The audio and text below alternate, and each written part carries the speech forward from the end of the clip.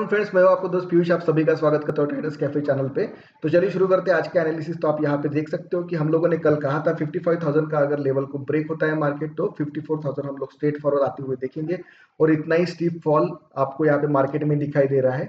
और अगर सेम चीज अगर हम लोग निफ्टी में अगर देखते हैं बड़े वाले चार्ट पे, तो यहाँ पे आप देख सकते हो कि 25,000, कल हम लोग यही कर रहे थे कि 25,000 के लिए बहुत ज्यादा फाइट चल रही है बुल और बियर्स के बीच में। 25,000 यहाँ पे ब्रेक डाउन होते हुए आपको दिखाई दे रहा है। और सबसे इजी बात जो थी, हम लोगों ने ऑलरेडी हमारे वीडियो में कल भी कहा था कि ये देखिए, ये जो था ये लोअर लो का इस तरीके से स्ट्रक्चर यहाँ पे मार्केट में बना रहा था, जस्ट बिकॉज कि कुछ न्यूज की वजह से यहाँ पे गैप अप हुआ था। लेकिन यहाँ से लेके यहाँ तक गैप अप हुआ था और ये जो गैप थी वो एक गैप पेंडिंग थी।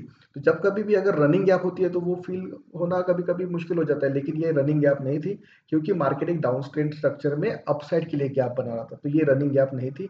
तो मार्केट ने सेम वही चीज किया। 25,200 ये एक अच्छा खासा रेजिस्टेंस लेवल था।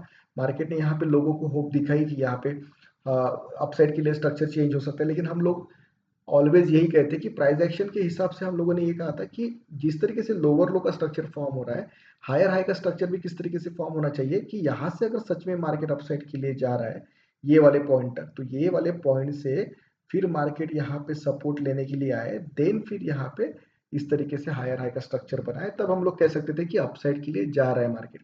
लेकिन जस्ट बिकॉज कि मार्केट ने यहाँ पे क्या किया है, यहाँ से वन वे रैली दिया है अपसाइड के लिए। ओके, उसके बाद मार्केट में अगर आप देखते हो तो ये डाउन साइड का जो पुल बैक था, और उसके बाद अगर हम लोग इसको पुल बैक कहते हैं तो यहाँ से ये फिर से हायर हाई का स्ट्रक्चर ब्रेक होना चाहिए था, तब जाके हम लोग अपसाइड में मार्केट जा रहा है वो प्राइस एक्शन हम लोग कह सकते हैं। लेकिन मार्केट ने ये नहीं किया।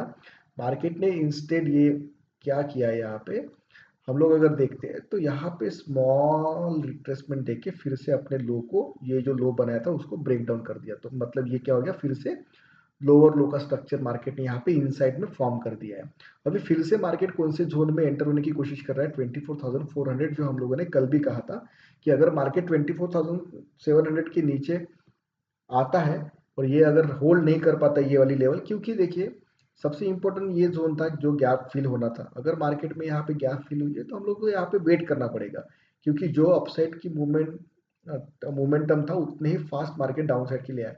तो हमें यहाँ पे वेट करना होगा। अगर यहाँ पे कुछ थोड़ा टाइम बिताते हुए, क्योंकि ये एक्सपायरी है तो कल छुट्टी है, तो थर्सडे को अगर हम लोग एक्सपायरी का हम लोग देखते हैं, तो अगर मार्केट इस तरीके से कैंडल बनाता है कि डेली में कि कहीं ना कहीं पे इनसाइड बार अगर बनाता है और या फिर यहाँ पे कल कंसोलिडेट करता है, तो उसके बाद हम लोग कह सकते हैं कि जो मोमेंटम आएगा वो डाउन साइड में हेवीली आएगा, जो 24,400 तक लेके जाएगा। रही बात 600 की, 500 की, तो ये इंट्राडे में आपको सपोर्ट रेजिस्टेंस के काम करेंगे। तो हम लोग अभी इंट्राडे का चार्ट देखते, लेकिन डेली के टाइम फ्रेम के हिसाब से 24,700 अगर ब्रेक डाउन होता है डाउन साइड में तो 24,400 मार्केट में जल्दी ही आपको आता हुआ दिखेगा। और उसका उसका ही बैंक निफ्टी भी उसका साथ दे रहा है। तो बैंक निफ्टी भी ऑलरेडी वीक हो चुका है। अगर वो 54,000 तक आ सकता है तो ये भी 24,400 यहाँ इसको यहाँ पे आना कोई बड़ी बात नहीं है। अगर हम लोग इसको प्राइस एक्शन के हिसाब से 15 मिनट के चार्ट के ऊपर देखते हैं कि किस हिसाब से मार्केट यहाँ पे प्ले आउट हो सकता है, तो आप यहाँ पे देखते हो।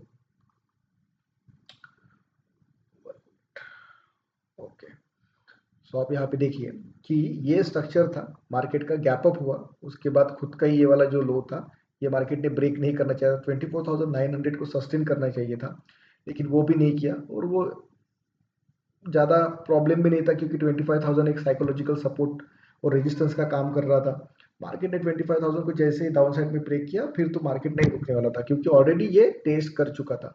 24,700 ये मार्केट को टेस्ट करने आने वाला था और वो आ चुका है। अभी यहाँ से क्या होगा ना, हम लोग अगर यहाँ से डायरेक्टली सोचे कि 24,400 आएगा, तो वो थोड़ा मुश्किल इसलिए लगता है क्योंकि यहाँ पे अगर आप देखोगे तो ये एक जोन है मार्केट का जो कि 24,500, ये 24,500 भी एक साइकोलॉजिकल सपोर्ट के जैसा काम करता है, जस्ट बिकॉज कि मार्केट ने यहाँ पे एक अच्छा खासा टाइम यहाँ पे स्पेंड किया है और ये वन टाइम ही टेस्ट हुआ है 24,500। तो अगर मार्केट यहाँ पे कुछ टाइम बिता के अगर फिर से यहाँ पे पोल और फ्लैग का पैटर्न ब्रेक डाउन करके अगर यहाँ पे आता है 24,500 पे, तो यहाँ पे एक रिट्रेसमेंट लेवल आ सकती है और उसके बाद फिर से 24,400 हम लोग यहाँ पे ये डिस्टेंस ट्रैवल कर सकते हैं। लेकिन 24,500 ये आप इंट्राडे में सपोर्ट मान के चलिए। 24,500 का आपको ये सपोर्ट मिलेगा। 24,700 से 600 और 500 200 पॉइंट्स का डिफरेंस है।